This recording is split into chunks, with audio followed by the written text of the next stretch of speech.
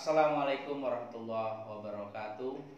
Pada kesempatan kali ini saya akan menjelaskan mengenai penggunaan bahasa dalam peraturan perundang-undangan. Bahasa dalam peraturan perundang-undangan merupakan bagian penting dan menentukan kualitas peraturan perundang-undangan itu.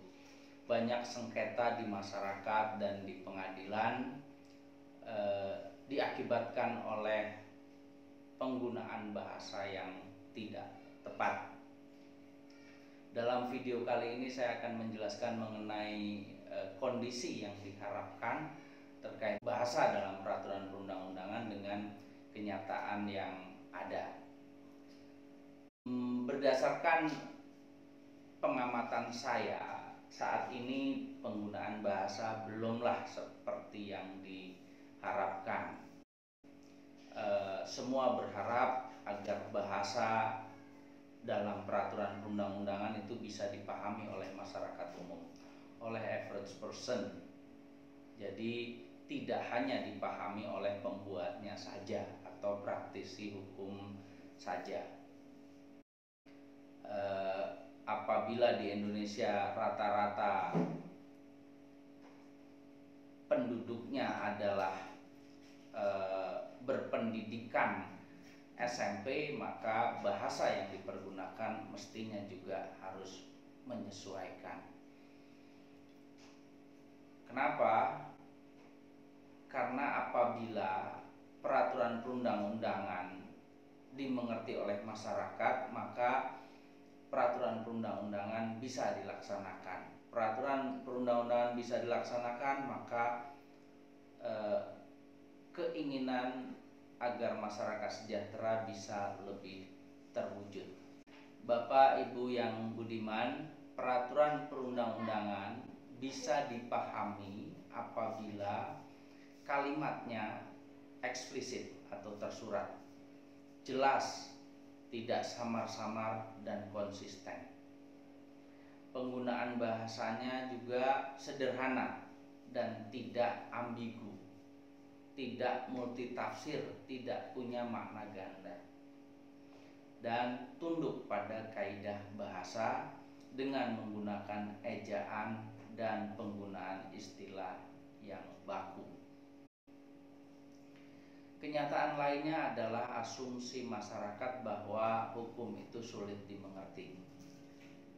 Pak Karni Ilyas menyatakan bahwa orang hukumlah yang mengacaukan bahasa hukum. Mereka menerjemahkan bahasa hukum sesuai dengan kepentingan mereka masing-masing. Sedangkan menurut Pak Todung Mulya Lubis, bahasa hukum itu bersifat eksoteris. Artinya hanya dapat dimengerti oleh mereka yang mempelajarinya saja. Kesulitan bahasa peraturan perundang-undangan ini diakibatkan oleh adanya kecenderungan dari penyusun peraturan. Pertama, merumuskan atau menguraikan sesuatu dalam kalimat yang panjang dengan banyak anak kalimat. Ada memang orang-orang yang suka berpikir kompleks, mungkin semakin rumit dianggap semakin tinggi intelektualitasnya. Mestinya di dalam peraturan perundang-undangan tidak seperti itu. Kemudian menggunakan istilah-istilah khusus hukum tanpa ada penjelasan sehingga masyarakat umum tidak memahami. Menggunakan istilah ganda atau samar-samar. Nanti kita lihat mana saja contoh-contoh istilah ganda dan samar-samar ini. Menggunakan istilah asing, mungkin biar keren atau bagaimana, atau sulit padanannya di dalam bahasa Indonesia, maka digunakan istilah asing. Kemudian tidak menggunakan kaidah tata bahasa dan kaidah ejaan yang benar. Kita lihat beberapa contoh cara pikir dan cara merumuskan peraturan yang tidak tepat.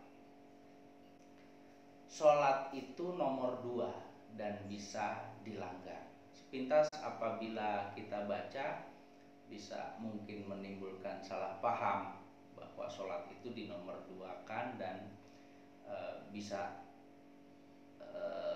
tidak dipatuhi. Tapi sebenarnya maksudnya adalah sholat itu adalah rukun Islam yang kedua dan bisa dilakukan dilanggar. Khusus untuk dilanggar, terdapat perbedaan yang jauh antara dilanggar dipisah dan dilanggar dinya digabung. Kemudian ada contoh juga, troli tidak boleh menggunakan eskalator. Ini bisa kita temui di banyak pusat perbelanjaan. Ini contoh dari rumusan yang tidak melihat subjek yang dituju dari aturan yang dibuat. Kemudian ada lagi mengatur mengenai larangan terhadap subjek yang juga tidak bisa diatur. Contoh dalam peraturan perundang-undangan, ini saya cuplik dari pasal 16 ayat 2 Undang-Undang tentang Kepolisian Negara Republik Indonesia.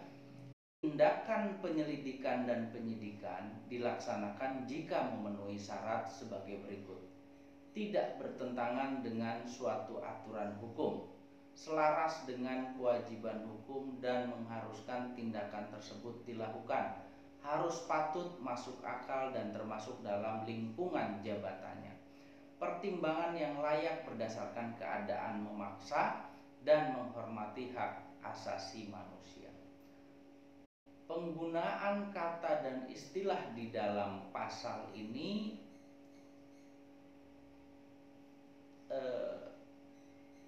tidak tepat.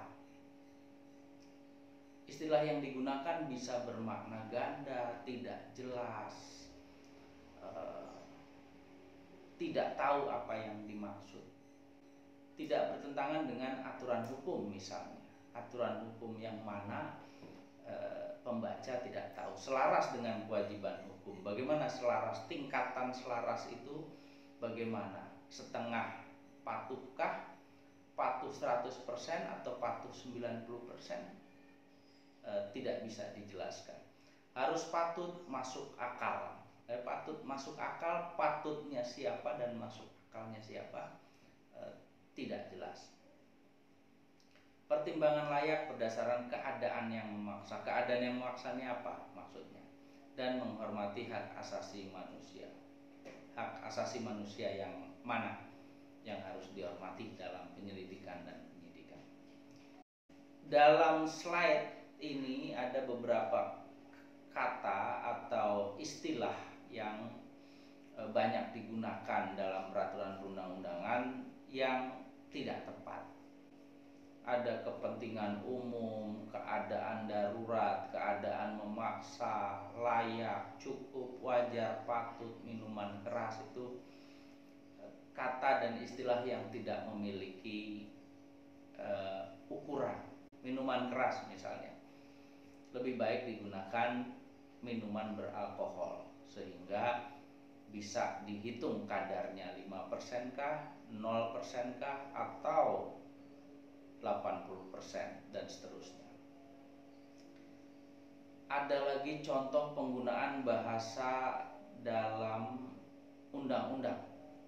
Di sini dicontohkan Undang-Undang Nomor 25 Tahun 2007 tentang penanaman modal. Penjelasan dalam satu kalimat begini: berbagai pertimbangan di atas dan mengingat hukum penanaman modal yang telah berlaku selama kurang lebih 40 tahun semakin mendesak kebutuhan Undang-Undang tentang penanaman modal sebagai pengganti Undang-Undang Nomor 1 Tahun 67 tentang penanaman modal asing sebagaimana telah diubah dengan Undang-Undang. Ini menyiksa pembaca tampaknya. Kalimat seperti ini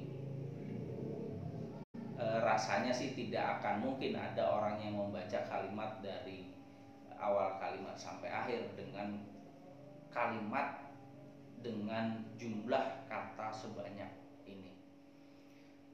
Ada beberapa saran untuk merumuskan kalimat dalam peraturan perundang-undangan. Pertama adalah 1. Tarikan nafas. Kedua, tidak lebih dari 40 kata, karena hasil penelitian menunjukkan bahwa 17 kata saja sudah menyulitkan pembaca yang berpendidikan rendah. Jadi